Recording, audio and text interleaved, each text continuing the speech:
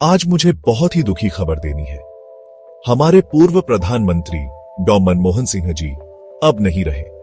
उनका निधन 92 साल की उम्र में हो गया। 20 दिसंबर 2020 को दिल्ली के एम्स में उन्होंने अंतिम सांस ली। वो काफी समय से उम्र से जुड़ी बीमारियों से जूझ रहे थे।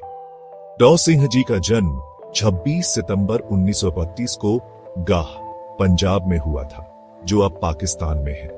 उनका बचपन बहुत मुश्किलों भरा था। छोटी उम्र में ही अपनी मां को खो देने के बाद उनकी परवरिश उनकी दादी ने की। वो एक ऐसे गांव में पले बढ़े जहां बिजली भी नहीं थी। फिर भी पढ़ाई के लिए उनकी प्यास ने उन्हें हिंदू कॉलेज, अमृतसर और फिर कैम्ब्रिज और ऑक्सफोर्ड जैसी बड़ी यूनिवर्सिटीज तक पहुंचाया। डॉ सिंह का करियर वाकई बहुत शानदार रहा। यूएनसीटीआई के साथ काम करने से लेकर रिजर्व बैंक ऑफ इंडिया के गवर्नर और फिर प्लानिंग कमीशन के डिप्टी चेयरमैन तक उन्होंने देश के लिए बहुत कुछ किया। 1911 में भारत के वित्त मंत्री के रूप में उन्होंने ऐसे जरूरी आर्थिक सुधार किए जिससे देश की तस्वीर ही बदल गई। 2004 से 2014 तक लगातार 2 बार प्रधानमंत्री रहते हुए उन्होंने बहुत ही संयम और दूरदर्शिता से देश का नेतृत्व किया।